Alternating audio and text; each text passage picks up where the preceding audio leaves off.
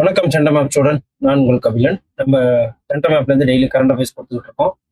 நமக்கு கொடுக்குற current affairs எந்தெந்த எக்ஸாமுக்கு ரொம்ப யூஸ்ஃபுல்லாக இருக்கும் அப்படின்னு பார்த்தீங்கன்னா, போத் யூபிஎஸ்சிக்கு மெயின்ஸ் அண்ட் ப்ரிலிம்ஸ்க்கு யூஸ் ஆகிற மாதிரியும், டிஎன்பிசி குரூப் ஒன்றுக்கு ப்ரிலிம்ஸ் மெயின்ஸுக்கு யூஸ் ஆகிற மாதிரியும், மேபி நீங்கள் இன்டர்வியூ கூட இந்த கரண்ட் அஃபேர்ஸ் யூஸ் ஆகிற மாதிரியும் நாங்கள் பாயிண்ட்ஸ் எடுத்து கொடுத்துட்ருக்கோம். At the same time group 2 நாளைக்கு எக்ஸாம்ஸ் நடக்க போகுது செப்டம்பர் 28. ஸோ எல்லாருக்கும் ஆல் த பெஸ்ட். நல்லா பண்ணுங்க. நீங்க அதுக்கு முன்னாடி ஒரு தடவை கரண்ட் அஃபேர்ஸ் எல்லாமே ரிவிஷன் பண்ணிட்டு போயிடுங்க. ஏன்னா நம்ம குரூப் 4லேயே தெரியும் கரண்ட் அஃபேர்ஸ் சம்மந்தமா ஸ்கீம்ஸு, பட்ஜெட்டு அப்படின்னு சொல்லிட்டு ஏகப்பட்ட கொஸ்டின்ஸ் கேட்டிருந்தாங்க. எக்கனாமிக்ஸாக இருக்கட்டும், எதாக இருந்தாலும் யூனிட் வைஸாக இருந்தாலும் அவங்க கரண்ட் அஃபேர்ஸை டச் பண்ணி தான் கேள்வி கேட்குறாங்க. ஸோ கரண்ட் அஃபேர்ஸ்க்கு இம்பார்ட்டன்ஸ் கொடுங்க. டெய்லி 15 மினிட்ஸ் நீங்கள் இதுக்கு செலவு பண்ணுறதுனால உங்களுக்கு ரொம்ப யூஸ்ஃபுல்லாக இருக்கும். வாங்க இன்னைக்கு உண்டான கரண்ட் அஃபேர்ஸ் பார்ப்போம். சென்டம் ஆப்பில் குரூப் 1 மெயின்ஸ்க்கும் குரூப் 2 மெயின்ஸ்க்கும் science and tech, environment, ethics கிளாஸ்லாம் யூடியூப்ல ஃப்ரீயாக கிளாஸ் எடுக்க போகிறேன் கம்மிங் அக்டோபர்லேருந்து. ஸோ அதை நீங்கள் யூஸ் பண்ணிங்க, சப்ஸ்கிரைப் பண்ணிக்க. வாங்க இன்னைக்கு உண்டான கரண்ட் அஃபேர்ஸ் என்னென்னு பார்ப்போம். செப்டம்பர் 26, 2025 உண்டான கரண்ட் அஃபேர்ஸ் பார்ப்போம். இதில் ஒரு 15 கொஸ்டின்ஸ் இருக்கு. நம்ம டெய்லியும் ஒரு 15 கொஸ்டின் 16 கொஸ்டின்ஸ் கொடுக்கறது வர்ற, அதாவது PIB and Tamil Nadu press information பீரோவில் அதுக்கப்புறம் பிஐபியில் கொடுக்குற கரண்ட் அஃபேர்ஸை வச்சு, பேப்பரில் கரண்ட் அஃபேர்ஸை வச்சு என்னென்ன இம்பார்ட்டன்ஸோ அது மட்டும் தான் கொடுக்குறோம். ஸோ அப்படிங்கிறப்போ ஒரு நாளைக்கு எக்ஸ்ட்ராக்ட் பண்ணி சிலபஸ் ஓரியண்டாக கொடுக்கும்போது ஒரு 15 கொஸ்டின்ஸ் வரும், 16 கொஸ்டின்ஸ், மேபி 18 கூட வரலாம், 14, 12 கொஸ்டின்ஸ் கூட வரலாம். வர்ற சிலபஸ் ஓரியண்டான கரண்ட் அஃபேர்ஸை பொறுத்து தான் நம்ம கொடுக்க முடியும். ஓகே, வாங்க இன்னைக்கு உண்டான கரண்ட் அஃபேர்ஸ் பார்ப்போம். இப்போ இது செப்டம்பர் 26, செப்டம்பர் 26 உண்டான கரண்ட் அஃபேர்ஸ். புதுமை மற்றும் தொழில் முனைவோரை உருவாக்க உள்ளூர் பொருளாதார முடக்கு திட்டத்தை லீப் எந்த மாநில அரசு தொடங்கி இருக்கு அப்படின்னு பாத்தீங்கன்னா, இதுக்கு லீப்னா என்ன அப்படின்னா, லோக்கல் எக்கானமி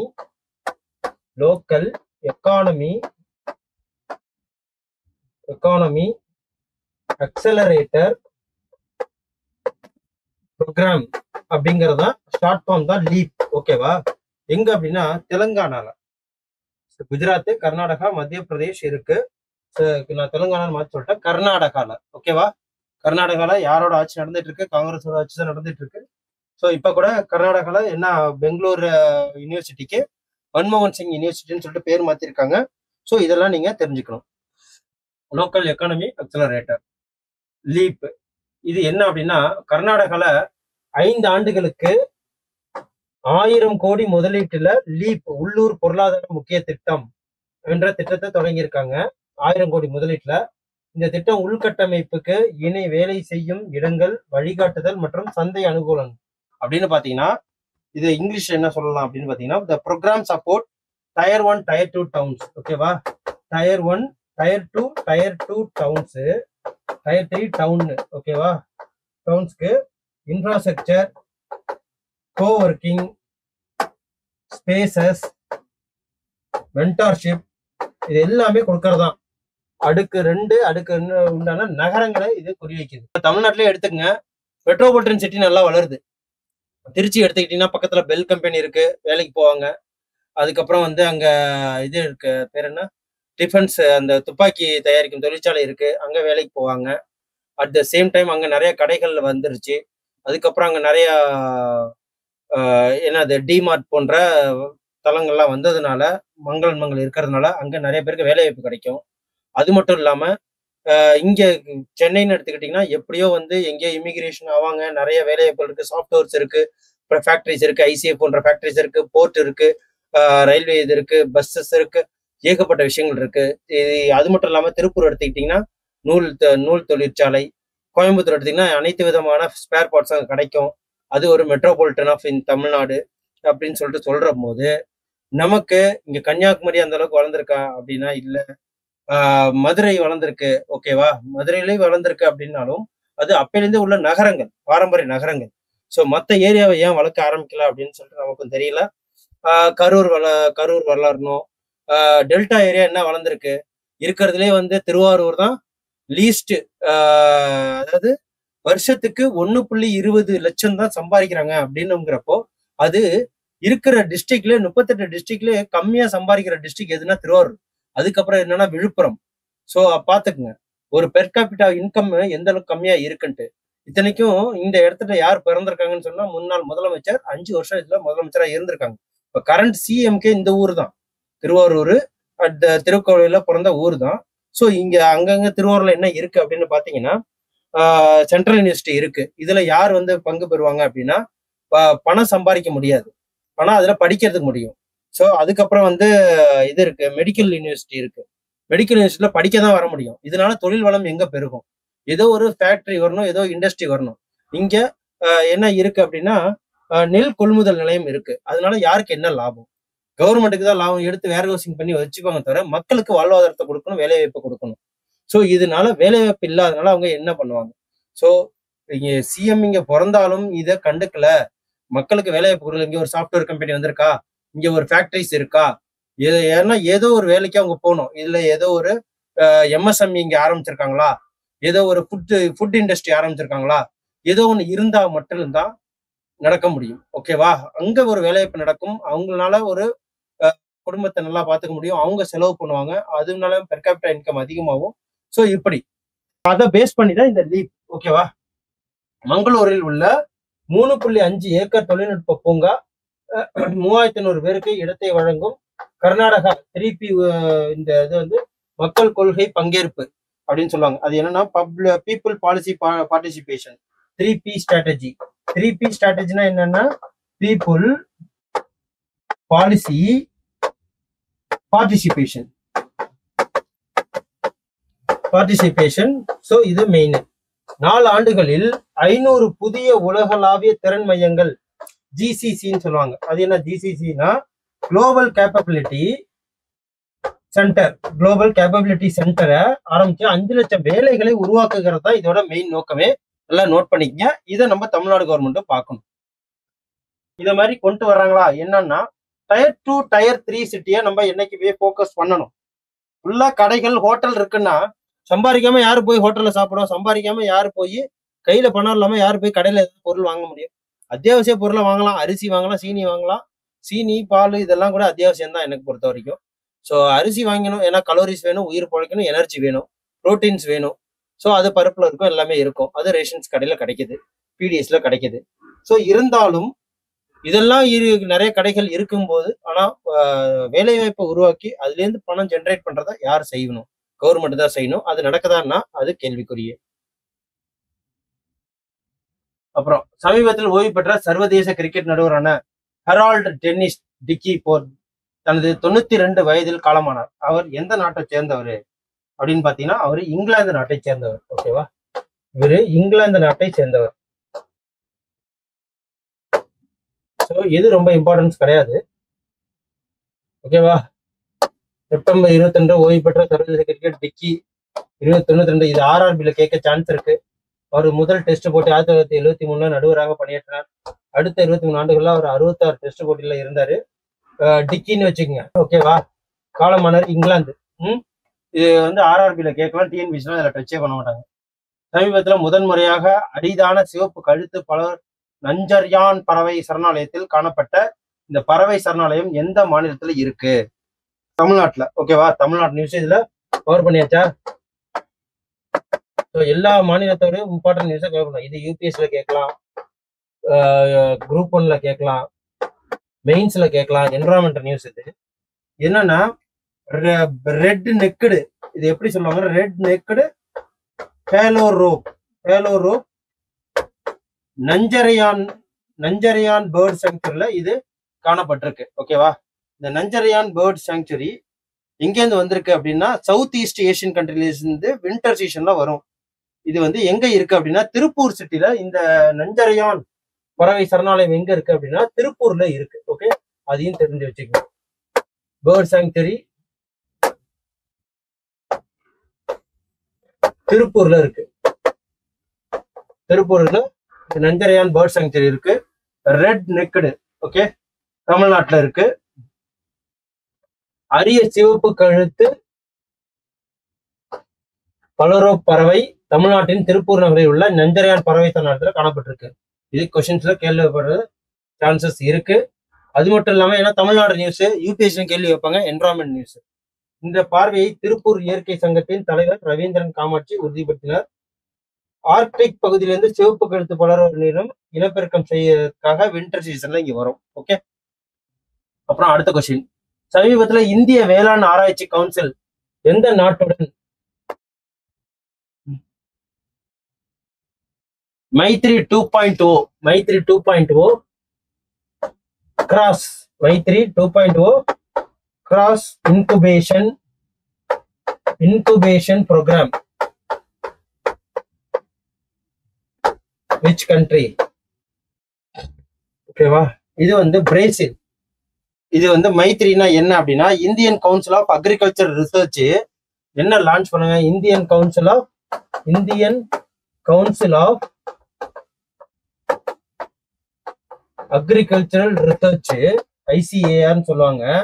இவங்க என்ன பண்றாங்க, மைத்ரி 2.1 சொல்லிட்டு இந்த அமைப்பை ஒரு ப்ரோக்ராம பிரேசிலோட ஒரு மெமரண்ட் ஆஃப் அண்டர்ஸ்டாண்டிங் மூலியமா அக்ரிடெக்கை வந்து கண்டுபிடிக்கிறதா. அதாவது Brazil India cross incubation program ஓகேவா, கண்டுபிடிக்கிறது இதோட மெயின். இது எங்க நடந்துச்சு அப்படின்னா நியூ டெல்லியில இந்த ப்ரோக்ராம் நடந்தது. இது வந்து எதுக்குன்னா, foster innovation growth and strength and Brazilian agritech எக்கோசிஸ்டத்தை growth பண்றதுக்காக நடக்கிற இந்த ஒரு ப்ரோக்ராம் எங்க நடந்திருக்கு, நியூ டெல்லியில நடந்திருக்கு. ஓகே. 76 இயர்ல long agriculture partnership between Indian and பிரேசிலுக்கு இருக்கு. ஓகே, வாங்க என்னன்னு டீட்டெயிலா பார்த்தோம். பிரேசில் இந்திய வேளாண்மை ஆராய்ச்சி கவுன்சில் ஐசிஏஆர் புதுதில்லியில பிரேசில் இந்திய குறுக்கு அடைப்பு திட்டத்தின் 2வது பதிப்பை மைத்ரி 2.0 தொடங்கியது. இந்த ப்ரோக்ராம்ல இந்த திட்டம் புதுமை சார்ந்த வளர்ச்சியை வளர்ப்பதற்காக ஆரம்பிக்கப்பட்டிருக்கு. பிரிக்ஸ் மற்றும் G20 கீழ் ஒத்துழைப்புடன் ஐக்கிய 1996 இருந்து நம்மள்ட்ட புரிந்துணர்வு ஒப்பந்தம் ஏற்படுத்தியிருக்கு. 1800 வளர்ந்திருக்கு. 74 காப்புரிமையில இருந்து 1800 வளர்ந்திருக்கு. 5000 உரிமை ஒப்பந்தங்களும் இதுல போடப்பட்டிருக்கு. இந்த மைத்ரி 2.0 என்பது கூட்டு உருவாக்கம், டிஜிட்டல் தொழில்நுட்பம், மதிப்பு சங்கிலி மேம்பாடு மற்றும் நிலையான விவசாயத்திற்கான இருவழி கற்றல் தளம். ஓகே, இது நல்லா நோட்டீஸ் பண்ணிக்க. Digital technology, value chain development, sustainable farming, அதுக்கப்புறம் platform for correlation, sustainable farming, நிலைத்த ஃபார்மிங். ஓகேவா, அதுக்கப்புறம் வேல்யூ செயின் டெவலப்மெண்ட் எல்லாமே இது மூலயமா இந்த ப்ரோக்ராம் மூலயமா ஷேர் பண்ணிக்கிறாங்க. அப்புறம் பிரேசிலோட தலைநகரம் பிரேசிலியா, நாணயம் வந்து பிரேசிலியா ரியால். அப்புறம் லூயிஸ் இனாக்கியோ லூலா டா சில்வாங்கிறது ஜனாதிபதி. இதையும் நோட் பண்ணி வச்சுங்க, ஆர்ஆர்பில கேட்க சான்ஸ். ஆர்ஆர்பியோட எஸ்எஸ்சி. ஏன் ஆர்ஆர்பிங்கிறனா, இப்ப மெயின்ஸ் எக்ஸாம் வரப்போகுது. இவர் யாருன்னு தெரியுதா? இவர் தான் அடுத்த board of Indian cricket council, பிசிசிஐயோட அடுத்த. இவர் பேர் என்ன அப்படின்னா மிதுன் மன்ஹாஸ் நினைக்கிறேன். ஸோ மிதுன் மன்ஹாஸ்ங்கிறவரு பிசிசிஐயோட அடுத்த நெக்ஸ்ட் தலைவர் இவர் தான். ஓகேவா, மிதுன் மின்ஹாஸ் பிசிசியின் அடுத்த தலைவராக தேர்ந்தெடுக்க வாய்ப்பு இருக்கு.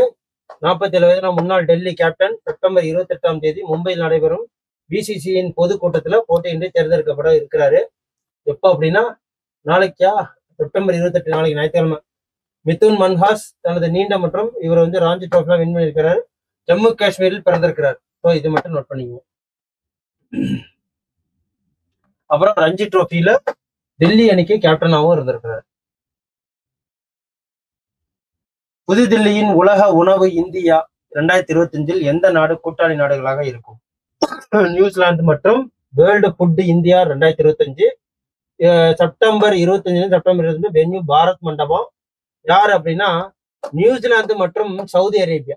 ஓகேவா, இந்தியா செப்டம்பர் 25, 28, 2020 வரை இந்த வேர்ல்டு ஃபுட் 4வது உலக உணவு இந்தியா மாநாட்டை நடத்த இருக்கு. எங்க அப்படின்னா நியூ டெல்லியில, பாரத் மண்டபம் நியூ டெல்லியில. இந்தியாவின் உணவு மற்றும் பன்முகத்தன்மை வெளிப்படுத்தும் நிலையான உணவு முறைகளில் நாட்டை உலகம். ஏன்னா உணவை வச்சு நம்ம கல்ச்சரை பண்ணுவோம். ஃபுட்டு டூரிசம் கூட நடக்குது. இப்போ இயற்கை tourism, medical tourism, food tourism, cultural tourism, அப்புறம் டெம்பிள் டூரிசம், அப்புறம் ரிலீஜியன் டூரிசம், இது எல்லாமே நம்ம இந்தியாவில் இருக்கு. ஓகேவா? அதனாலதான் நம்ம டூரிசத்தை அதிகமா இருக்கிறோம். அது மாதிரி இல்லாம நம்மளோட சீதோஷ்ண நிலை, ஜியோகிராபிக்கல் ஏரியா படி நம்ம இந்தியா வந்து ஒரு வரப்பிரசாதம். ஏன்னா 3 பக்கமும் கடலு, ஒரு பக்கம் மழை. இங்க எல்லாருமே டிப்ரஷன் ஆனா லடாக்க நோக்கி போவோம். அங்க இருக்கிற காஷ்மீர்ல இருக்கிறவங்க டிப்ரஷன் நோக்கி எங்க வரணும்? இங்க சவுத் சைடு தான் வரணும். ஏன்னா 3 பக்கமும் கடல் இருக்கு. கன்னியாகுமரியில கடல் இருக்கு. வெஸ்டர்ன் கட்ஸ்ல வயநாடு இருக்கு. அப்புறம் வாகமன் இருக்கு, மூணார் இருக்கு, ஊட்டி இருக்கு, கொடைக்கானல் இருக்கு. ஸோ இங்க வெஸ்டர்ன் கட்ஸ்.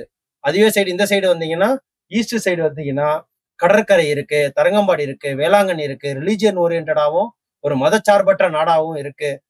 அப்படிங்கிறப்போ இங்க அப்படி இந்தியாங்கிறது ஒரு டிராபிக்கல் ரீஜன், டெம்பரேட் ரீஜன் எல்லாமே இருக்கு. இப்போ நீங்க சவுத் ஈஸ்ட் சைடு வந்துட்டீங்கன்னா tropical region. So any time வந்து ஒரு மிதமான ஒரு வெப்பநிலையில இருக்கும். அதுவே வந்து நார்த் சைட்ல போனீங்க அப்படின்னா ஈக்குவேட்டர் அந்த டிராபிக்கல் கேன்சர் தாண்டி போயிட்டீங்கன்னா extreme heat, extreme gold. So அதே மாதிரி இதுக்கு போயிட்டீங்க ஜம்மு அண்ட் காஷ்மீர், இமாச்சல பிரதேஷ், சத்தீஸ்கர், பஞ்சாப் இதெல்லாம் போனீங்கன்னா அங்க ஒரு விதமான இருக்கும். அதுக்கப்புறம் பொழுதுனைக்கு மழை பெஞ்சிருக்கிற சிறப்பூஞ்சி எங்க இருக்கு அப்படின்னு பாத்தீங்கன்னா 6 குயின் சிட்டிஸ்ன்னு சொல்லுவாங்க இல்லையா, அஸ்ஸாம். அந்த மாதிரி நமக்கு என்னென்ன டூரிசம்னா இங்க எல்லா இயற்கை டூரிசமும் நம்ம இந்தியா ஒரு வரப்பிரசாதம் நாடு. ஸோ அதனாலதான் இங்க ஃபாரினர்ஸா இருக்கட்டும், நிறைய பேர் இங்க செட்டில் ஆகிறதுக்கு வர்றதுக்கு எல்லாத்துக்குமே இங்க ஒரு விருப்பப்படுறதும் ஒண்ணுதான்.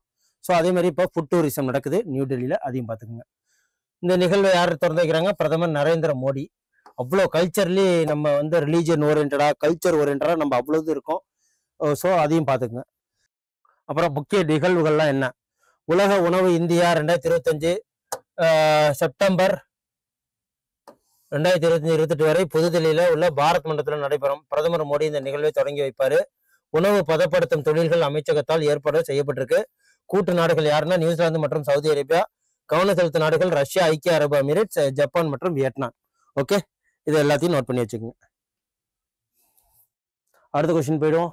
புர்கினா பாசோ, மாலி மற்றும் நைஜர் ஆகியவை பின்வரும் எந்த அமைப்பிலிருந்து தங்கள் உறுப்பினர்களை விலக்கி கொண்டன? இந்த புர்கினா பாசோ கேள்விப்பட்டிருப்பீங்கன்னு நினைக்கிறேன். அவர் என்ன பண்றாரு? ஒரு 34 வயசு இளைஞர் புர்கினா பாசோ, அவர் பேர் என்ன? இன்டர்நேஷனல் கிரிமினல் கோர்ட் இதுல இருந்து வெளியே வர்றாங்க. இந்த சர்வதேச குற்றவியல் நீதிமன்றத்துல இருந்து யார் வெளியில வராங்கன்னா இந்த புர்கினா பாசோ நாடு. இது இப்ப இதுக்கு ரீசெண்டா தெரிவிக்கும். மாலி, நைஜர் இதெல்லாம் விட்டுருங்க, இது எல்லாமே சவுத் ஆப்பிரிக்காவில் இருக்கு. அந்த இதுல இருந்து இந்த புர்கினா பாசோங்கிறது மட்டும் அந்த இப்போ ரீசெண்டா அங்க ராணுவ இதில் தான் நடந்துட்டு இருக்கு. அவர் என்ன பண்றாருன்னா, ஒரு 34 வயசு இளைஞர். ஸோ எல்லா நாட்டுக்கும் சுற்றுப்பயணம் மேற்கொண்டு அந்த நாட்டை நாங்கள் வந்து வளமைப்படுத்துவோம். என்ன சொல்ல வர்றாருன்னா, சவுத் ஆப்பிரிக்காங்கிறது மிகப்பெரிய ரிசோர்ஸ் ரிச் கண்ட்ரியா இருக்கு. இருந்தாலும் நாங்கள் ஏன் ஏழை கண்ட்ரியா இருக்கோம்? எங்களுக்கு இன்ஃப்ராஸ்ட்ரக்சர் டெவலப்மெண்ட் நடக்கல. ஆனா எங்க பொருளை மட்டும் யூஸ் பண்ணிக்கிறீங்க. ஸோ இனிமேட்டு நாங்க தன்னிச்சை எல்லாத்தையும் பண்ண போறோம்னு சொல்லி அவரு அந்த புர்கினா பாசோங்கிற ஒரு அந்த ஒரு நாட்டையே வந்து ஒரு நல்ல ரோடு போடுறது என்ன, தங்குற வசதி பண்றது என்ன, அதுக்கப்புறம் வந்து மக்களுக்கு படிப்பு கொடுக்கறது என்ன, எல்லாமே பக்காவா ப்ராப்பரா வித்தின் ஒரு 1 இயர்ல எல்லாமே பண்ணியிருக்காரு. அவ்வளோ இன்ஃப்ராஸ்ட்ரக்சர் டெவலப்மெண்ட். இது எல்லாமே மக்களோட ஒத்துழைப்போட அவரை கடவுளா பாக்குறாங்க. ஓகேவா? ஸோ நீங்க நிறைய யூடியூப்ல பார்த்துருப்பீங்க, நிறைய இதுலலாம் கேள்விப்பட்டிருப்பீங்கன்னு நினைக்கிறேன். ஸோ யூடியூப்ல பார்த்தாலும் இன்ஸ்டாகிராம்ல பார்த்தாலும் தெரியும், அவரை பத்தி ஏகப்பட்ட நல்ல நல்ல விஷயங்கள்லாம் சொல்லியிருக்கிறாங்க. ஸோ அதையும் நான் வந்து உங்களுக்கு ஒரு தனி வீடியோவே கொடுக்குறேன். ஓகேவா? இந்த சர்வதேச குற்றவியல் நீதிமன்றத்திலேருந்து அவங்க என்ன இது பண்றாங்க அப்படின்னா, இப்போ இருக்க சவுத் ஆப்பிரிக்கா நாடுஸ் எல்லாமே அது வந்து வெளியில வர்றதுக்கு தான் பாக்குறாங்க. ஏன்னா அவங்க நம்ம காலனித்துவம் படுத்துறாங்க, இம்பீரியலிஸ்டிக்னு சொல்லுவாங்க, அடிமைத்தனம் படுத்துறாங்க அப்படின்னு சொல்லி. இப்போ சவுத் ஆப்பிரிக்கா என்ன பண்ணுது? நம்ம இந்தியா 1947 பண்ணது, அதுக்கு 1885 போராட ஆரம்பிச்சது. இப்போ சவுத் ஆப்பிரிக்காவில் ஒவ்வொரு நாடும் கான்டினென்ட்டும் என்ன பண்ணிட்டாங்க அப்படின்னா, அவங்க இப்போதைக்கு ஒரு இன்டர்நேஷனல் கொலாபரேஷனோட எல்லாத்துலையும் வெளியே வர பார்க்குறாங்க. இப்போ டெவலப்டு கண்ட்ரிக்கு அவங்க சப்போர்ட் இல்லாமல் டெவலப்பிங் கண்ட்ரி, இந்தியா போன்ற நாடுகள், சைனா போன்ற நாடுகள், ஜப்பான் போன்ற நாடுகள், இவங்கெல்லாம் வந்து டெக்னாலஜி வைஸ் ரொம்ப ரிசர்ச் பண்ணுறாங்க, அதுலேருந்து வராங்கன்னு சொல்லி அவங்களோட ஒரு கூட்டு ஒப்பந்தம் பண்ணி, ஸோ சொன்னால் சேர்ந்து முன்னேறுவோம் அப்படிங்கிற ஒரு நோக்கத்தோட resource development, resource sharing, technology sharing இது மூலியமா என்ன பண்றாங்க அப்படின்னா, இப்போ இந்த ஆப்பிரிக்கா கான்டினென்ட்ல உள்ள நாடுகள் எல்லாமே வந்து ரொம்ப ஈடுபாட்டோட கனெக்டட்ல இருக்காங்க. அதனால அவங்க என்ன பண்றாங்க? வெஸ்டர்ன் கண்ட்ரிஸை எல்லாத்துலேருந்து வெளில வந்து இந்த ஏசியன் கண்ட்ரிஸோட பார்வைகள் மாறி இருக்கு. ஓகே, அதுதான் இது. அதுக்கப்புறம் சர்வதேச குற்றவியல் நீதிமன்றத்திலிருந்து எந்தெந்த நாடு வெளியில வருதுன்னு சொல்லிட்டோம். மாலி, நைஜர், புர்கினா பாசோ. ஓகேவா? குற்றவியல் இந்த இன்டர்நேஷனல் கோர்ட்லேருந்து வெளியில வர்றாங்க. அது மட்டும் இல்லாம அதிகாரப்பூர்வமா அறிக்கையும் விட்டுருக்காங்க. என்ன அப்படின்னா ஏபி, ஏஎஃப்பி மற்றும் ராய்டர்ஸ் அப்படின்னு சொல்லிட்டு பிராந்திய நீதிபதி தெரிவித்தார் அப்படின்னா அந்த இது அது என்ன ஏபி ஏஎஃப்ஐ அப்படின்னா செலக்டிவ் ஜஸ்டிஸ் மூலயமா செலக்டிவ் ஜஸ்டிஸ்ன்னு சொல்லுவாங்க.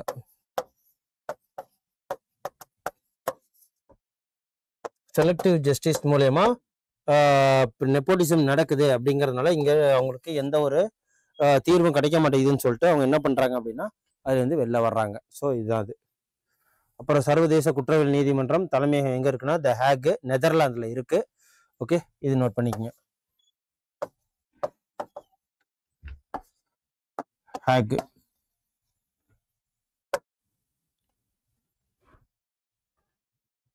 அதுக்கப்புறம் செப்டம்பர் 25, 2025 திறக்கப்பட்ட ஐரோப்பிய ஒன்றியத்தின் முதல் எக்ஸோஸ்கேல் சூப்பர் கம்ப்யூட்டரின் பெயர் என்ன? இது என்ன எக்ஸோஸ்கேல் சூப்பர் கம்ப்யூட்டர்? இப்போதான் ஸ்மார்ட் கம்ப்யூட்டர் வந்துருச்சு. எல்லாருக்கும் இருக்கிறவங்க எல்லா கையிலுமே வந்து மொபைலுங்கிற பேர்ல ஒரு மினி கம்ப்யூட்டர்ஸாவே இருக்கு. ஸோ அதுலேருந்து அவங்க நல்லதை எடுத்துக்கிறதே கிடையாது, கெடுதலை நிறைய எடுத்துக்கிறாங்க. மேற்கொண்டு அவங்க வளர்றாங்கன்னா இல்லை என்டர்டெயின்மெண்ட் ஆகுறாங்க. முன்னெல்லாம் நம்ம 90s கிட்ஸ்லாம் என்ன பண்ணுவாங்க அப்படின்னா வெள்ளிக்கிழமை பாட்டு கேட்ட காலம் போய் இப்போ கையிலே இருக்கு.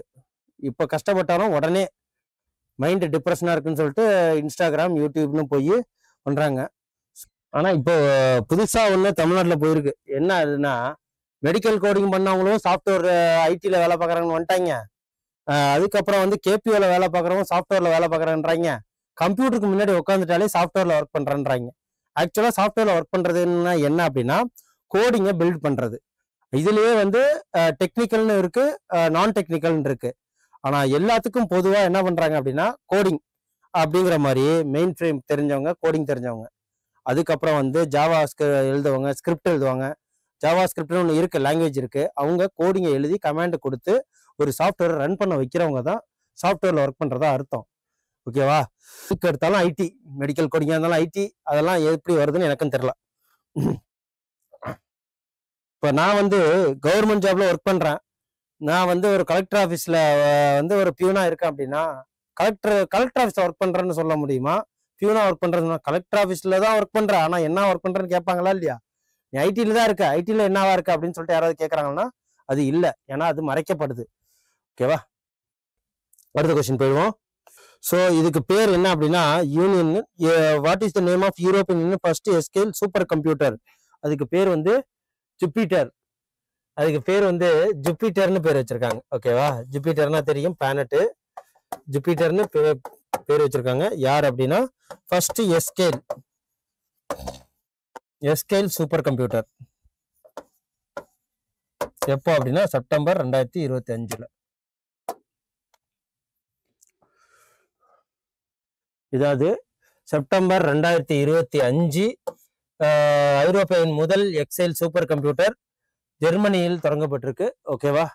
ஸோ அது மட்டும் இல்லாம எஸ்கேல் வரம்பை அடைந்த முதல் ஐரோப்பிய அமைப்பும் இதுதான். அது என்ன? இது தற்போது ஐரோப்பியின் மிகவும் சக்தி வாய்ந்த சூப்பர் கம்ப்யூட்டர்னு சொல்றாங்க.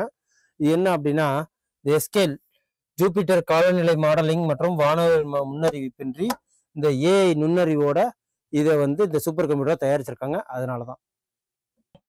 அதுக்கப்புறம் பாரத் ஸ்கவுட்ஸ் அண்ட் கைடுகளில் 19வது தேசிய ஜம்போரியை எந்த மாநிலம் நடத்துகிறது அப்படின்னு பார்த்தீங்கன்னா 19வது national jamboree grand finale diamond jubilee Viksit Yuva Viksit Bharat அப்படிங்கிறது கீழே இது நடத்துறாங்க. இது என்ன அப்படின்னா உத்தரப்பிரதேஷ் தான். இதுக்கு பாரத் ஸ்கவுட் அப்படின்னு சொல்லிட்டு சொல்றாங்க. உத்தரப்பிரதேசத்தில் நடத்துறாங்க. இதை நோட் பண்ணி வச்சுங்க. எக்ஸ்பிளனேஷனை பார்ப்போம். உத்தரப்பிரதேசம் இந்தியா மற்றும் வெளிநாடுகளில் இருந்து ஆயிரக்கணக்கான இளைஞர்களை ஒன்றிணைக்கும் ஒரு வார கால மெகா முகாமான பாரத் ஸ்கவுட். இதுதான் இது. ஓகேவா? இளைஞர்களை ஒன்றிணைத்து முதல் ஜம்போரி 1951 ஹைதராபாத்ல ஏற்பாடு செய்யப்பட்டிருந்திருக்கு. ஸோ இப்ப இதை 19வது தடவை 1964 இருந்து கொண்டாடப்படுறாங்க. இப்ப இதை திருப்பி என்ன பண்றாங்க அப்படின்னா இதுல குழு பண்ணி சொல்லி தருவாங்க, தன்னம்பிக்கை சொல்லி தருவாங்க, தலைமைத்துவம், லீடர்ஷிப் குவாலிட்டிஸ். அதாவது இதுக்கு பேர் என்னன்னு சொல்லுவாங்கன்னா சாஃப்ட் ஸ்கில்ஸ். இப்ப இருக்கிற எந்த ஸ்டூடெண்ட்ஸுக்குமே சாஃப்ட் ஸ்கில்ஸ் வராது, சொல்லி தர்றதில்ல. சாஃப்ட் ஸ்கில்ஸ்னா என்ன அப்படின்னா லீடர்ஷிப் குவாலிட்டியை பில்டு பண்றது, இது எல்லா இன்ஜினியரிங் ஸ்டூடெண்ட்ஸ்க்கும் சொல்லி தருவாங்க. சாஃப்ட் ஸ்கில்ஸு இன்ஜினியரிங் ஸ்டூடெண்ட்ஸ்க்கு ஐடி இண்டஸ்ட்ரியிலாம் சொல்லி தருவாங்க. பட் அதுக்கு பேவும் பண்ணணும். ஓகேவா?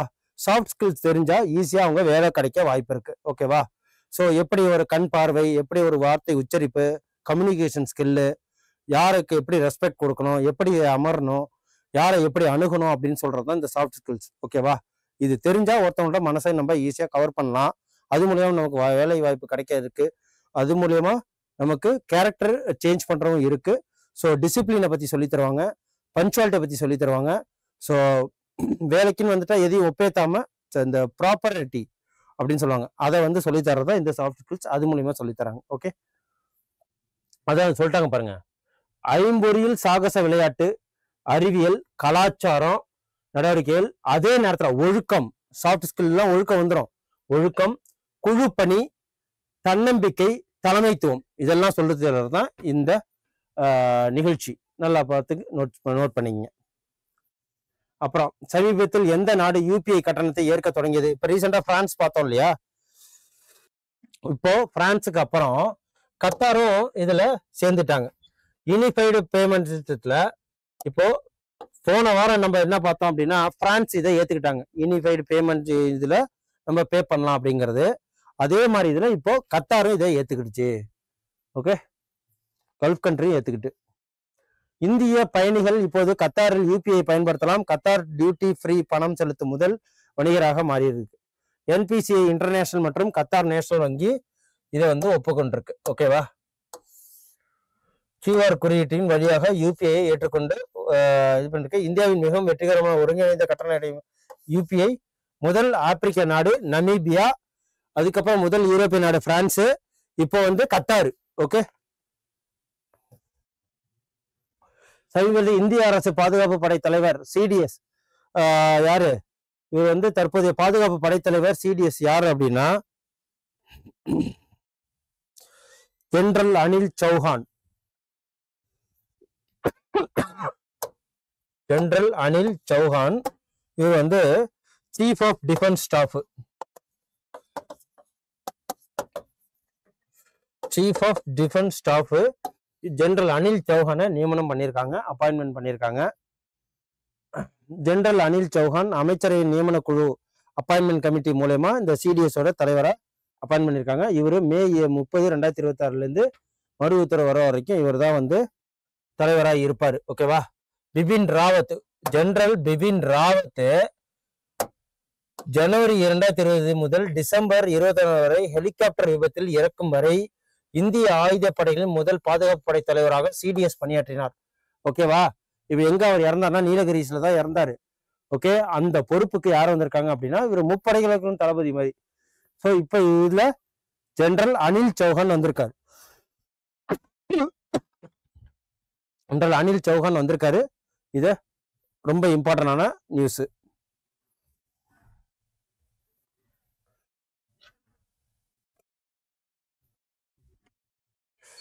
அப்புறம் உலக கடல்சார் தினம் 2025 எந்த தேதியில கொண்டாடப்படும்? அது என்ன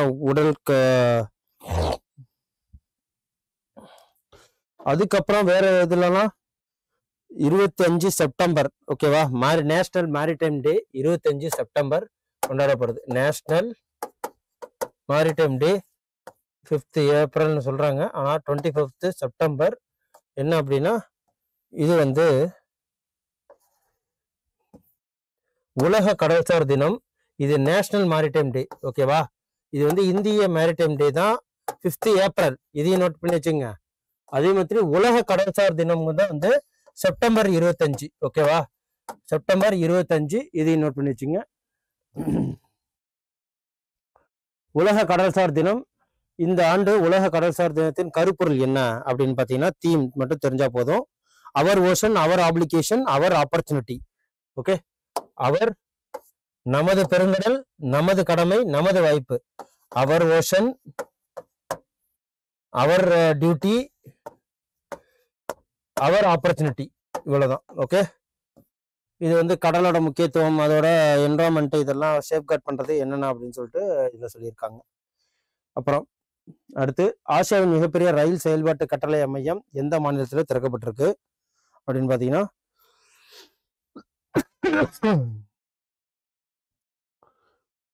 அந்தயோதயா திவாஸ் 2025. ஓகேவா. சபர்மதி குஜராத். இது வந்து என்ன பண்ணியிருக்காங்கன்னா, சபர்மதியின் ஆசியாவின் மிகப்பெரிய ரயில் செயல்பாட்டு கட்டளை ஓஎஸ்சி தொடங்கப்பட்டது மூலம் குஜராத் ரயில் உள்கட்டமைப்பில் பெரிய மாற்றத்தை ஏற்படுத்தியிருக்கிறாங்க. இது அதிநவீன மைய உத்தரப்பிரதேசம், ஹரியானா மற்றும் ராஜஸ்தான், குஜராத், மகாராஷ்டிரா இணைக்கும் 1506 கிலோமீட்டர் சரக்கு அதாவது குட்ஸ் ஏற்றிட்டு போற ட்ரெயினுக்கு இது ரொம்ப யூஸ்ஃபுல்லா இருக்கும்.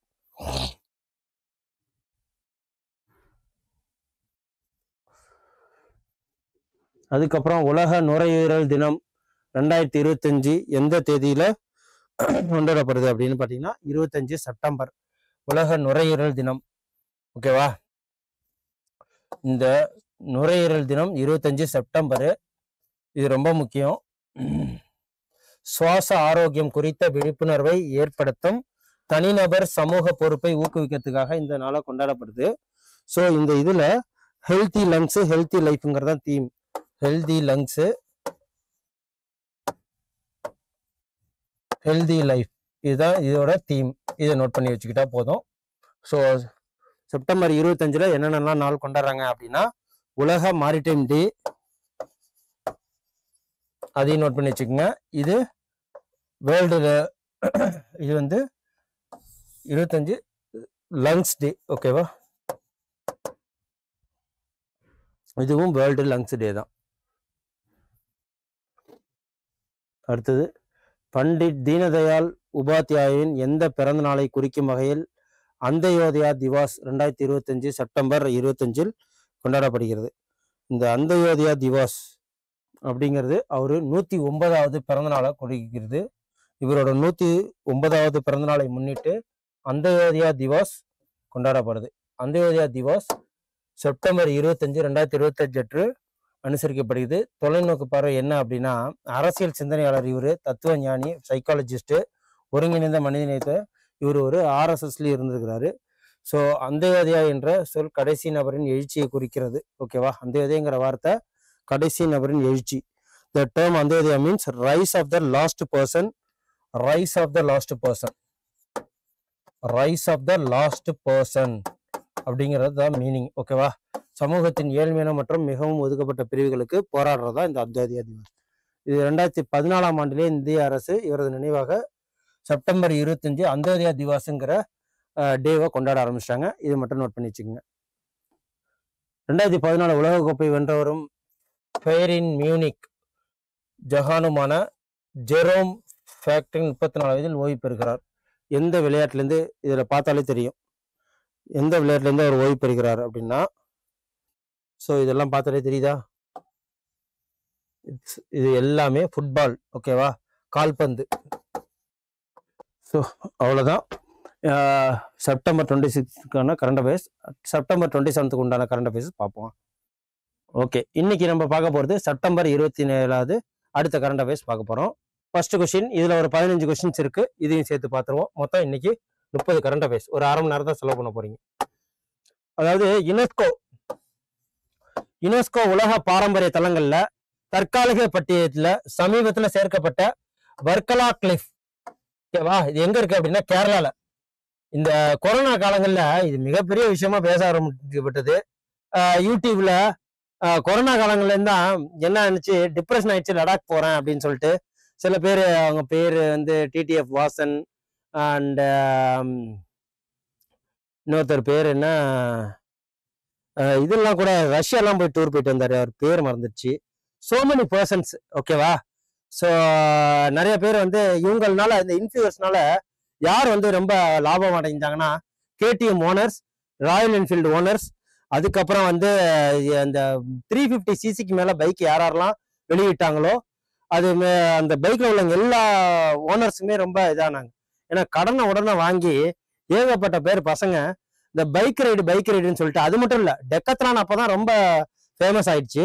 ஸோ அந்த காலகட்டங்கள்ல ஃபேமஸ் ஆன ஒன்று தான் இந்த வர்க்கலா பீச். ஓகேவா. இந்த வர்க்கலா பீச் வந்து கேரளால இருக்கு. முன்னெல்லாம் யாருமே கண்டுக்கல. இந்த கொரோனா காலங்கள்ல வந்த பிறகு இந்த யூடியூபர்ஸ் இன்ஃபுளுன்ஸ்னால இந்த வர்க்கலா கிளிஃப்னால ஒரு டூரிசமே உருவானுச்சு. கேரளால நல்ல லாபம் கிடைச்சது. ஃபாரினர்ஸ் வர ஆரம்பிச்சாங்க. மினி கோவான்னு கூட சொல்லலாம். அந்த அளவுக்கு இது என்னன்னா ரொம்ப ஃபேமஸ் ஆயிடுச்சு. பக்கத்துல ஏகப்பட்ட, நான் கூட போயிட்டு வந்திருக்கேன், பக்கத்துல ஏகப்பட்ட ரெஸ்டாரண்ட்ஸ் வந்துருச்சு, தங்குற விடுதி புதுசு புதுசா வந்துருச்சு, ஹோட்டல்ஸ் இதெல்லாம். ஸோ இதனால இங்க ஒரு பெரிய டூரிசம் வந்துருச்சு. இப்போ இத என்ன பண்ணிருக்காங்க, யுனெஸ்கோ உலக பாரம்பரிய தலங்கள்ல தற்காலிக பட்டியல்ல சமீபத்துல சேர்க்கப்பட்டிருக்கு. ஓகேவா? இது எங்க இருக்கு அப்படின்னு பாத்தீங்க கேட்டீங்கன்னா கேரளாவில் உள்ளது. ஓகே, இன்ஃப்ளூயன்சர்ஸ் எந்த அளவுக்குலாம் வந்து நாட்டுக்கும் ஹெல்ப் பண்றாங்க, ஒரு இண்டிவிஜுவல் பர்சனுக்கு எந்த அளவுக்கு செலவு வைக்கிறாங்க பாருங்க. இதுல வந்து அது பாசிட்டிவ் தான் கொண்டா சேர்க்குது. ஏன்னா ஃபாரினர்ஸ்னால நமக்கு அந்நிய செலவாணி, அதாவது டாலர்ஸ்ல செலவு பண்ணுவாங்க. அவங்க வர்றதுனால மிகப்பெரிய, அவங்க செலவு பண்றதுனாலும் சரி, வந்துட்டு போறதுனாலும் சரி, நிறைய டூரிசத்தை அவங்க ஈர்ப்பாங்க. பல நாடுகள்ல இருந்து வரும்போது நமக்கு பெருமைகள் தான் அதிகம், பணம் அதிகம், கல்ச்சர்ஸ் டெவலப்மெண்ட் ஆகும். கல்ச்சர்ஸ்ல எந்த ஒரு இது இல்லாம ஒரு டெவலப்மெண்ட் நடக்குது அப்படின்னா அந்த நாடு நல்லா வளம் பெறும். ஸோ அதனாலதான் நீங்க கூட இந்த இதுல பார்க்கலாம், டிஎன்பிசில ஒரு கொஸ்டின்ஸ், நம்ம நாட்டுக்கு வருமானம் அதிகமா எதுல வருது அப்படின்னு சொல்லிட்டு எக்ஸ்போர்ட்டு, இம்போர்ட்டு, அதுக்கப்புறம் என்னென்னதுன்னு சொல்லிட்டு சொல்லியிருப்பாங்க. ஆனா அந்த வாட்டி எல்லாருமே கொஞ்சம் தப்பா எழுதியிருப்பாங்க. ஆனா உண்மையிலேயே வந்து டூரிசத்துல அந்த வருஷத்துல அதிகமா சம்பாரிச்சோங்கிறது ரொம்ப உண்மை. ஓகேவா? கிட்டத்தட்ட அது 1.5 பில்லியன் அளவுக்கு, அவங்க டாலர்ஸ் அளவுக்கு நம்ம அந்த வருஷம் சம்பாதிச்சிருந்தோம். ஸோ அது கொஸ்டினா கேட்டிருந்தாங்க. ஓகேவா? டூரிசம் எந்த அளவுக்கு இம்பார்ட்டன்ஸ் பாத்துங்க ஒரு நாட்டுக்கு. ப்ரொடக்ஷன் மட்டும் இம்பார்ட்டன்ஸ் இல்ல, டூரிசமும் இம்பார்ட்டன்ட் தான். சமீபத்துல யுனெஸ்கோ கேரளாவில் உள்ள வர்க்கலா குன்றின் உலக பாரம்பரிய தலங்கள்ல தற்காலிக பட்டியல சேர்த்திருக்காங்க. என்னன்னா 13,25 கோடி ஆண்டுகளுக்கு முந்தையது என்பதை வெளிப்படுத்துது. ஓகேவா? இந்த பீச், அதாவது யுனெஸ்கோ திருவனந்தபுரம் டிஸ்ட்ரிக்ட்ல கேரளால இருக்கு. இந்த கிளிஃப் வந்து எப்போ வந்து வர்க்கலா ஃபார்மேஷன் அப்படின்னா மயோ பலியேசியன் ஏஜ் சேர்ந்தது. ஓகேவா? மயோ, இதெல்லாம் கேட்க வாய்ப்பு இருக்கு, mayo Palaeocene age, mayo Palaeocene ஏஜ்ல உருவாக்கப்பட்டிருக்க 13 லட்சத்திலிருந்து 25 கோடி ஆண்டுகளுக்கு முன்பு. உள்ளூர்ல சிவகிரி துருத்து என்று அழைக்கப்படுது இத. ஓகேவா? உள்ளூர்ல லோக்கலில் சிவகிரி துர்த்து, சிவகிரி துர்த்து.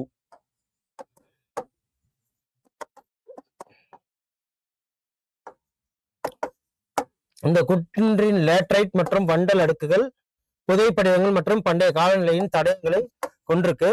இது 27வது தேதியை புவியியல் நினைவு சின்னம் மற்றும் அங்காடிபுரம் லேட்ரைட்டுகளுக்கு பிறகு கேரளாவில் இது உருவாகி இருக்கு.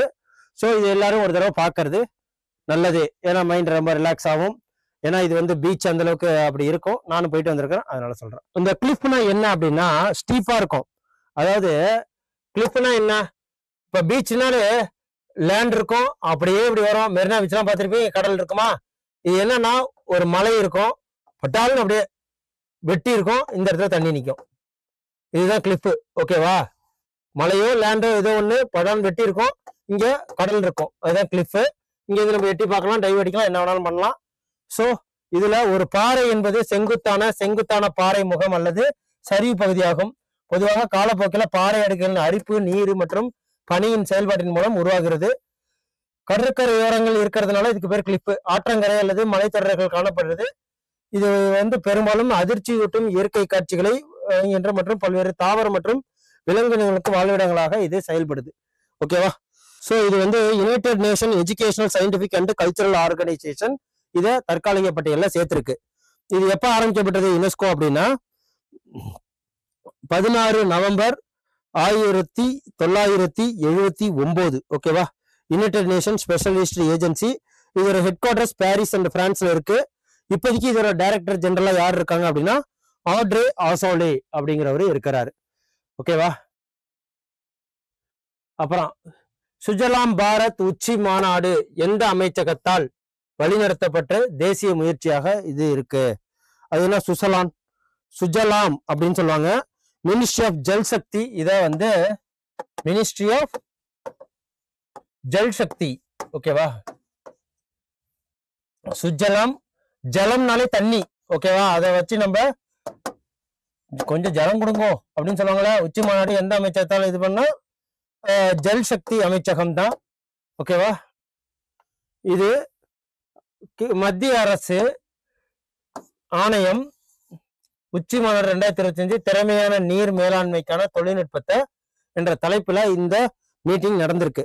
அதாவது technology for efficient water management, technology for efficient management, efficient management.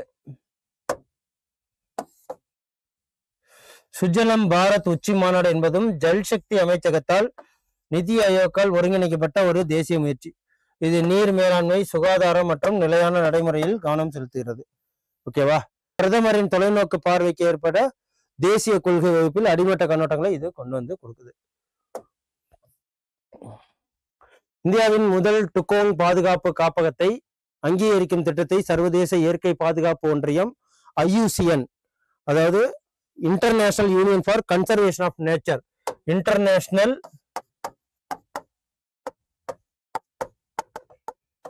Union for conservation of nature,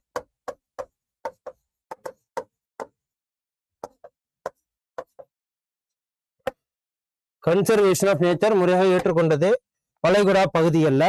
எங்க அப்படின்னா பாக் விரிகுடா. ஓகேவா? இது வந்து பாக் ஜலசந்தின்னு சொல்லுவாங்க, பாக் பே. இதுலதான் அங்கீகரிக்கும் திட்டத்தை சர்வதேச இயற்கை பாதுகாப்பு முதல் டுகோங் பாதுகாப்புன்னு சொல்றாங்க. இந்த டுகோங்னா ஒரு மீன் வகையை சார்ந்தது. சர்வதேச இயற்கை பாதுகாப்பு ஒன்றியம் இந்தியாவின் முதல் டுகோங் பாதுகாப்பு காப்பகத்தை பாக் விரிகுடால உலக பாதுகாப்பு மாநாட்டில் சொல்லியிருக்கிறாங்க. அது என்ன அப்படின்னா, இது பாக் ஸ்ட்ரெயிட்டு, கல்ஃப் ஆஃப் மன்னார் இதெல்லாம் ஒட்டி இருக்கு. இந்த பாக் பேங்கிறது அங்கதான் இருக்கு. ஓகேவா? பாக் பே எங்க இருக்கு அப்படின்னு பாத்தீங்கன்னா நம்ம தமிழ்நாட்டை ஒட்டி தான் இருக்கு. இதுதான் தமிழ்நாடு, இதுதான் வந்து ஸ்ரீலங்கா அப்படின்னா இங்கதான் இருக்கு தமிழ்நாடு, இது கேரளா. இந்த இடத்துல ஒண்ணு வரும் தெரியுமா? இந்த இடத்துல ஒரு பே சின்ன ஒரு இது இருக்கும். இது என்னது மன்னார் வளைகுடா. இது வந்து கல்ஃப் ஆஃப் மன்னார்னு சொல்லுவாங்க, மன்னார் வளைகுடா. இது வந்து பாக் ஸ்ட்ரைட்னு சொல்லுவாங்க. இந்த இடம் இருக்கு பாத்தீங்களா, இததான் பாக் பே. ஒரு சின்ன இடம் இருக்கும், சேனல் சொல்லுவாங்க. இதுல டுகோங்னு சொல்றாங்க இல்லையா, டுகோங்னு இந்த ப்ரொமோட் பண்றாங்க. ஓகேவா? India first dugong conservation reserve பாக் பே நடக்க போகுது. ரயில் அடிப்படையிலான மொபைல் லான்ச்சர் அமைப்பில் இருந்து இந்தியா முதன்முறையாக எந்த ஏவுகணையை சோதித்தது? ரயில் அடிப்படையிலான மொபைல் லான்ச்சர். இந்த டுகோங்னா என்னன்னு தெரியணும் இல்லையா? அடுத்தது அதையும் சொல்லிடுறேன். டுகோங்னா என்ன அப்படின்னா ஒரு மீன் வகையை சார்ந்தது. டுகோங் அப்படின்னா இது வந்து லார்ஜ் ஹெர்பிவோரஸ் மெரைன் அனிமல். ஹெர்பிவோரஸ்னா என்ன? இது ஒரு தாவர பச்சுண்ணி, தாவர உண்ணி. Okay, herbivorous marine animal. அந்த போட்டோல பார்த்திருப்பீங்க, மெரைன் அனிமல். இது வந்து IUCN ரெட் லிஸ்ட்ல இருக்கு. இந்தியாவோட ஃபர்ஸ்ட் கன்சர்வேஷன் ரிசர்வ் இதுதான், கன்சர்வேஷன் ரிசர்வ் இதுதான். ஓகேவா? சோ இது தமிழ்நாட்டுல 448 ஸ்கொயர் கிலோமீட்டர்ல இது வாழுது.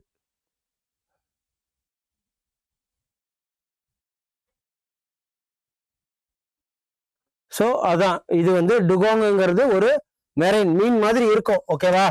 இது ஒரு ஹெர்பிவோரஸ், நான்வெஜ் சாப்பிடாது. ஹெர்பிவோரஸ்னா என்ன, கார்னிவோரஸ்னா என்ன, ஆம்னிவோரஸ்னா என்ன தெரியுமா? ஹெர்பிவோரஸ்ங்கிறது பசுமாடு, இந்த ஆடு இதெல்லாம் வரும். எதனால வரும்னா அது உடம்புல இருக்கிற செல்வால்ல நான்வெஜ்களை செரிக்கிற எந்த ஒரு என்சைம்ஸும் இருக்காது. அதுங்களால ஈஸியா எதை செரிக்க வைக்க முடியும்னா செல்லுலோஸ் இருக்கிறதுனால அதுங்க உடம்புல இறைப்பையில செல்லுலோஸ் இருக்கும். அதனால இந்த ஆடு மாடுகளுக்கெல்லாம் வைக்க திங்கிறது, பச்சை பசையில அந்த இலை தலைகளை அப்படியே திங்கிறதுனால அதுங்களுக்கு செரிச்சுக்கும். அதே சேம் டைமு புலி, சிங்கம், கரடி இதுக்கெல்லாம் வந்து ஆம்னிவோரஸ்ன்னு இருக்கு, ஆம்பிவோரஸ்ன்னு இருக்கு. இப்ப ஹெர்பிவோரஸா, கார்னிவோரஸ்ங்கிறது பச்சை அதாவது மான திங்கம், புலி, சிங்கம் இதுங்கெல்லாம் வந்து கார்னிவோரஸ்.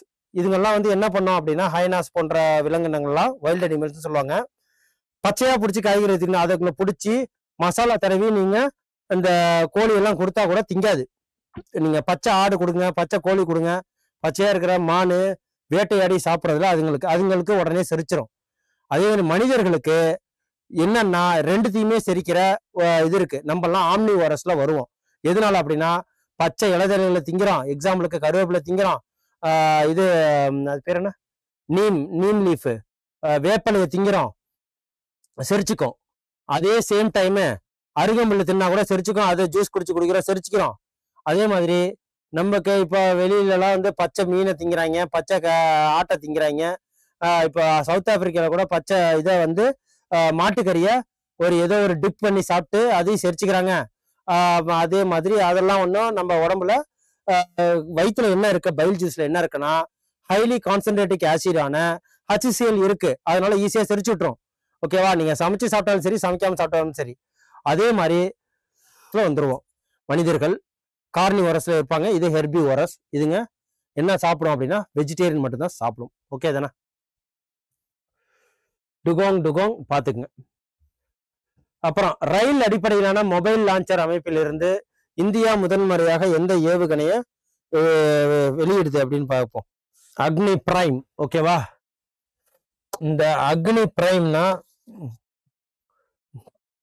அக்னி பிரைம்ங்கிறது India carried successful launch intermediate range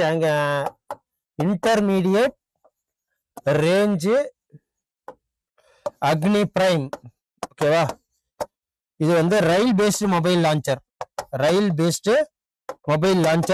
இது யார் வந்து வெளியிட்டாங்க அப்படின்னா DRDO. ஓகேவா? DRDO research and development organisation. Okay, இந்த DRDO என்னன்னு தெரியும், ஸ்ட்ராட்டஜிக் ஃபோர்ஸஸ் கமாண்டு. இவங்க வந்து இப்போ டெஸ்ட் ஃபயர்டு அக்னி பிரைம் மிசைல் செப்டம்பர் 25 அன்னைக்கு டெஸ்ட் பண்ணியிருக்காங்க. இது 2000 கிலோமீட்டர் வரைக்கும் போகும். ஓகேவா? இதுதான் DRDO மற்றும் மூலோபாய படைகள் கட்டளை SIFC. அப்புறம் மற்ற அக்னி ஏவுகணை வரம்புகள்லாம் என்னென்ன அப்படின்னா அக்னி 1 700 800 கிலோமீட்டர், அக்னி 2 2000 கிலோமீட்டருக்கு மேல் தூரம், அக்னி 3 2500 கிலோமீட்டருக்கு மேல தூரம், அக்னி 4 3500 கிலோமீட்டருக்கு தூரம் சாலை மொபைல் லான்ச்சர்லேருந்து ஏகப்பட்டது. அக்னி 5 அக்னி தொடர் மிக நீளமானது 5000 கிலோமீட்டருக்கு மேல. இது என்னது, ஒரு கண்டம் விட்டு கண்டம் பாயும் போய் அட்டாக் பண்ண வேண்டியது. இன்டர் கான்டினென்டல் பேலிஸ்டிக் மிசைல்னு சொல்லுவாங்க. Inter continental ballistic missile.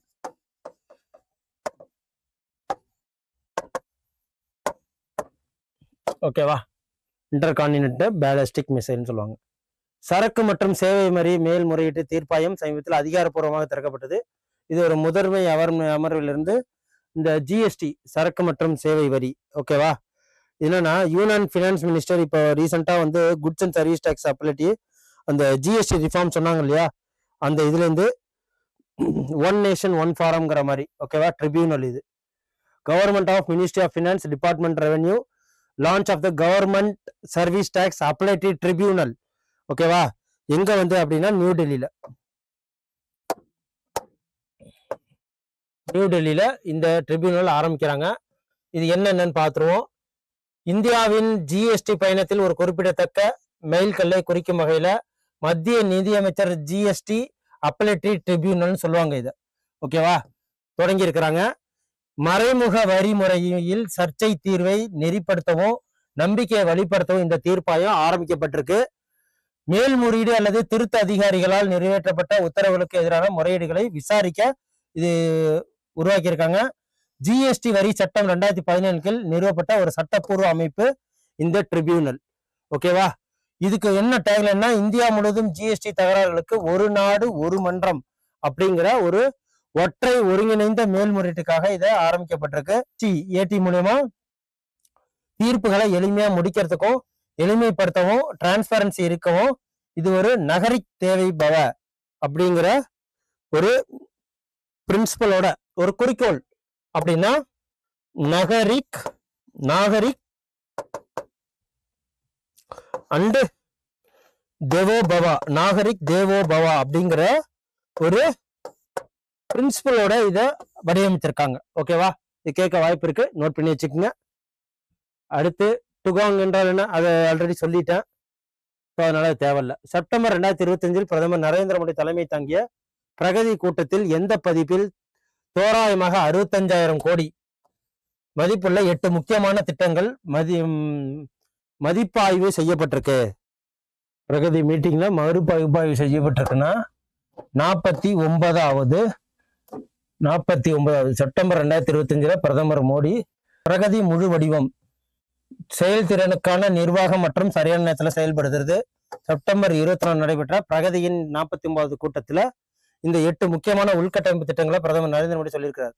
என்ன அப்படின்னா, இது எப்ப தொடங்கினாங்க அப்படின்னா மார்ச் 25, 2025 தொடங்கியது பிரதமர் அலுவலகம். இது ஒரு வகை என்ன, ஐசிடி அடிப்படையிலான பன்முக தளம் கொண்டது. அது என்ன ஐசிடி தளம் அப்படின்னு பாத்தீங்கன்னா, platform type, multi faceted platform இது. ஓகேவா? அதுக்கப்புறம் இன்னைக்கு என்ன டே அப்படின்னா, உலக சுற்றுச்சூழல் சுகாதார தினம் 2025. ஓகேவா? என்னைக்கு அப்படின்னா 26 செப்டம்பர் சுற்றுச்சூழல் world environment health day. World environment டேன்னு ஒன்று இருக்கு, வேர்ல்டு என்வரான்மெண்ட் ஹெல்த் டேன்னு ஒன்று இருக்கு. கன்ஃபியூஸ் பண்ண சாத்தியம் இருக்கு. ஒவ்வொரு ஆண்டும் செப்டம்பர் 26 அன்று சர்வதேச சுற்றுச்சூழல் சுகாதார கூட்டமைப்பு, அதாவது சர்வதேசம்னா இன்டர்நேஷனல் வந்துருமா, international federation of environment health, சர்வதேச சுகாதார கூட்டமைப்பு என்வரான்மெண்ட் ஹெல்த் உலக சுற்றுச்சூழல் சுகாதார தினத்தை முறையில் கடைபிடிக்கிறது. 2025 ஆண்டில் சுத்தமான காற்று ஆரோக்கியமான மக்கள் என்ற கருப்பொருளுடன் இந்த தினத்தை கொண்டாடுறாங்க. இந்த இதோட தீம் என்ன அப்படின்னா, இந்த இதோட theme clean air healthy people. Clean air and healthy people. NASA Mukt Bharat Abhiyan 5வது ஆண்டு நிறைவை குறிக்கும் வகையில 3 அடுக்கு தேசிய போட்டியை தொடங்கியது எந்த அமைச்சகம்? நாசா. எந்த அமைச்சகம் அப்படின்னு பாத்தீங்கன்னா, மினிஸ்ட்ரி ஆஃப் சோசியல் ஜஸ்டிஸ், சமூக நீதி மற்றும் அதிகாரம் அளித்தல் அமைச்சகம் இந்த டேவை சொல்றாங்க. நாசா முக்த் பாரத் அபியான். ஓகே. அடுத்து, எந்த புகழ்பெற்ற கன்னட எழுத்தாளர் செப்டம்பர் 24 அன்று தனது 97வது வயதில் பெங்களூர்ல காலமானாரு அப்படின்னு சொல்லிட்டு கேட்டீங்கன்னா, டாக்டர் எல் பைரப்பா. ஓகேவா? Doctor L Bhyrappa. இவர் என்ன அப்படின்னா 49 வயசுல இறந்தாரு. இவர் ஒரு 25 நாவல் எழுதியிருக்காரு. பத்மபூஷன் அவார்டு வாங்கியிருக்கிறாரு, சரஸ்வதி சம்மன் அவார்டு வாங்கியிருக்கிறாரு, சாகித்ய அகாடமி அவார்டும் வாங்கியிருக்கிறாரு. ஓகேவா? எந்தெந்த இயர்னு பாத்துக்குங்க. 2023ல பத்மபூஷன் அவார்டு, 2010ல சரஸ்வதி சம்மன் அவார்டு, 2015ல சாகித்ய அகாடமி அவார்டு வாங்கியிருக்கிறார். 94 வயசுல இறந்திருக்கிறாரு. உலக சுற்றுலா தினம் 2025 எந்த தேதியில கொண்டாடப்படுது? சுற்றுலா தினம் இன்னைக்கு தான். ஓகேவா? இன்னைக்கு வேர்ல்டு டூரிசம் டே.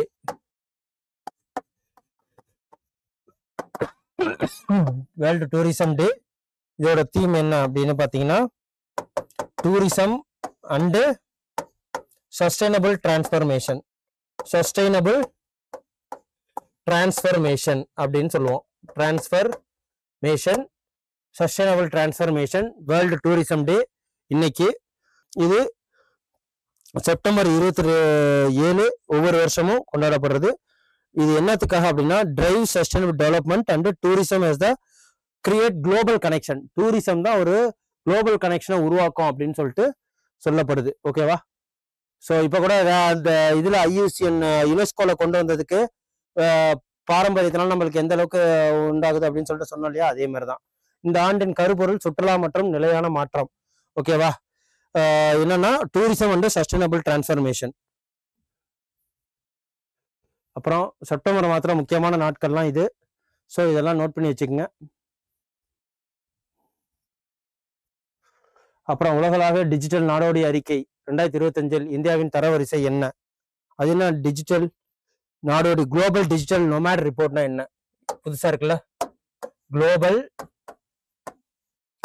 Digital நொமேடு report. டிஜிட்டல் நொமேடு இதுல இந்தியாவோட ரேங்க் 38வது. என்னன்னு பாத்துருவோம். உலகளாவிய டிஜிட்டல் நாடோடி அறிக்கை 2025 இந்தியா 38வது இடம்.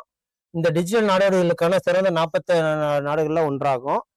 வாழ்க்கை தரம், புதுமை, வரி மேம்படுத்தல் போன்ற சில துறைகள் பின்தங்கி இருந்தாலும் இந்தியா அதன் மலிவு மற்றும் பொருளாதார கவர்ச்சிக்கு பெயர் பெற்றதுனால சொல்றாங்க.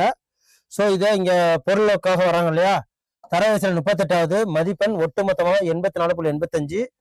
டிஜிட்டல் நடவடிக்கைகளை ஈர்க்கும் அதன் மலிவு மற்றும் பொருளாதார கவர்ச்சிக்கு இந்தியா பெயர் பெற்றது. ஓகேவா, டிஜிட்டல் நொமேட்னா இதான் தெரியும். அஃபோர்டபிலிட்டி அண்ட் எக்கனாமிக் அட்ராக்டிவ்னஸ் இந்தியாவில் இருக்கிறதுனால ஃபாரினர்ஸ் நிறைய பேர் வராங்க, அமேசான்ல ஆர்டர் பண்றாங்க. ஸோ நிறைய பொருள் கன்சியூம் பண்ணப்படுது, அதனால டிஜிட்டல் நொமேட்னு சொல்றாங்க. பல பொருட்கள் விற்கப்படுது, ஸோ இதனால சொல்றாங்க. ஓகே, சிக்கிம்ங்கிறது டிக்ளேர்டு, சிக்கிம்ல இருக்கிற ஏக்டன் அப்படிங்கிற ஒரு வில்லேஜை இந்தியாவோட ஃபர்ஸ்ட் டிஜிட்டல் நொமேட் வில்லேஜா அறிவிச்சிருக்காங்க. சிக்கிம்ல ஏக்டன் ஒரு வில்லேஜ் இருக்கு. ஓகேவா, இதுதான் ஃபர்ஸ்ட் டிஜிட்டல் வில்லேஜ் நொமேடா அறிவிச்சிருக்காங்க. ஓகேவா, சோ சிக்கிம்ல இருக்கிற இந்த ஏக்டன் வில்லேஜை ஞாபகம் வச்சுக்கோங்க. எந்த மாநிலத்தில் பெண்களுக்கு பொருளாதார ரீதியாக அதிகாரம் அளிக்க முக்கிய மந்திரி மகிழா ரோஜ்கர் யோஜனா? மகிழானாலே பெண்கள், ஸோ இவரை பார்த்தாலே தெரியும், பீகார். டெய்லிக்கு ஒரு பீகார் நியூஸ் வந்துருதா, ஸோ அதை வச்சு புரிஞ்சுக்குங்க. Beneficiary woman will receive amount எவ்வளோ அப்படின்னா 10,000 ரூபாய். 10,000 உமன்ஸ் ரிசீவ் பண்றாங்க. ஸோ முக்கிய மந்திரி மகிழா ரோஜ்கர் யோஜனா, இதை நோட் பண்ணிங்க. ரோஜ்கர் யோஜனா ஜீவிகா செல்ஃப் குரூப் மூலமா இதை வழங்குறாங்க ஒவ்வொரு பெண்களுக்கும். ஓகேவா, வேற ஒன்றும் இல்லை. ஜீவிகா சுய உதவி குழுவுடன் தொடர்புடைய ஒவ்வொரு குடும்பத்திலிருந்தும். சரி, அடுத்த கொஸ்டின் பார்ப்போம். இந்த அடுத்த கொஸ்டின் என்னன்னா மிகப்பெரிய இம்பார்ட்டன்டான சயின்ஸ் அண்ட் டெக்னாலஜி கொஸ்டின்ங்க. இது ரொம்ப அஸ்டானிஷிங்கா இருக்கு. உலகில முதல் ஏஐ ஜெனரேட்டர் ஜீனோம், அதாவது ஜீனோம் சொல்லுவாங்க. இது பாக்டீரியாவை அழிக்கக்கூடிய ஒரு வைரஸ் ஏஐ மூலயமா உருவாக்கி இந்த ஒரு சாதனையை படைச்சிருக்கிறது யாருன்னா ரஷ்யா. இப்ப தெரியுது எதுக்காக ரஷ்யா இல்ல, சாரி ரஷ்யா அமெரிக்கா எதுக்காக எல்லாத்துலயும் ஒரு முன்னோடியா இருக்காங்க, வல்லரசா இருக்காங்கன்ட்டு. சோ இவங்க ஏஐயால என்ன பண்ணிருக்காங்க அப்படின்னா இந்த ஜீனோம் வைரஸ்னால பாக்டீரியா கொல்ற மாதிரி என்னன்னு சொல்ற விளக்கம் பாருங்க.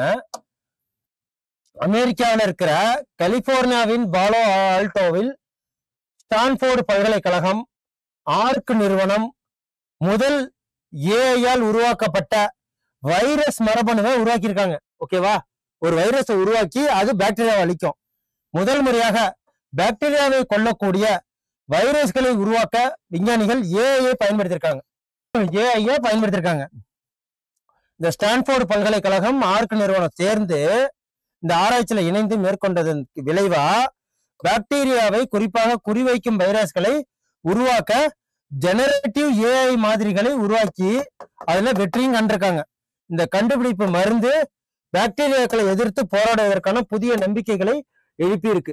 ஓகேவா, இந்த கண்டுபிடிப்பினால என்ன பண்ணலாம், சாக்கடைகள், இந்த செப்டி டேங்கு, பொது இடங்கள்ல கழிவுகள் இதெல்லாம் தூவி விட்டோம்னு வச்சுக்கோங்க, பாக்டீரியா சாப்பிட்டு இந்த வைரஸ் என்ன பண்ணும், இது மனிதர்களை எதுவும் பாதிக்காது, மேற்கொண்டு பாக்டீரியா உருவாக்கம் பாக்டீரியா தடுக்கும். ஸோ இதன் மூலமா இவங்க இது ஒரு புதிய சாதனையை படிச்சிருக்காங்க. சயின்ஸ் அண்ட் டெக்னாலஜி ரொம்ப யூஸ்ஃபுல். ஓகே, இவங்க என்னன்னா ஜூனியர் உலக தரவரிசை முதலிடத்துல எட்டிய முதல் இந்திய பெண்மணி ஜூடோ விளையாட்டு. ஓகேவா, இந்த ஜூடோ விளையாட்டுல முதல் பெண்மணி யார் அப்படின்னா ஹிமான்ஷு டோகாஸ் அப்படிங்கிற இந்த பெண்மணி இந்த டாப் விருது சாம்பியன்ஷிப் வாங்கியிருக்காங்க. புதுதில்லியில ஜூடோ வீராங்கனையான ஹிமான்ஷு டோகாஸ்க்கு ஜூடோல உலக நம்பர் 1 இடத்தை பிடித்த முதல் இந்திய ஜூடோகாரி. ஓகேவா, வரலாற்று படைத்திருக்காங்க. இது நோட் பண்ணி வச்சுக்கங்க, ஹிமான்ஷு டோகாஸ். ஓகேவா, எதனால அப்படின்னா உலகத்திலேயே நம்பர் 1 இடம் தான் பாத்துக்கங்க. குஜராத்தை சேர்ந்த மற்றொரு ஜூடோவான ஹாஹின் தர்ஜாடாவின் எழுச்சியும் சிறப்பிக்கப்பட்டிருக்கு. ஸோ இது ரொம்ப ரொம்ப முக்கியம். உலகில 4வது இடத்துல 57 கிலோ பிரிவுல பெண்கள் பிரிவுல இந்த ஜூனியர் பெண்கள் இருக்காங்க. ஓகே, ஸோ இன்னைக்கு உண்டான கரண்ட் வைஸ் உங்களுக்கு ரொம்ப யூஸ்ஃபுல்லா இருக்கும். நாளைக்கு உங்களுக்கு குரூப் 2 எக்ஸாமு. எல்லாருக்கும் ஆல் தி பெஸ்ட். நல்லபடியா எழுதுங்க. வெற்றி நமக்கே, போஸ்டிங் நமக்கே. ஓகே, நன்றி, வணக்கம். Send a map. You dare to dream, we care to accomplish.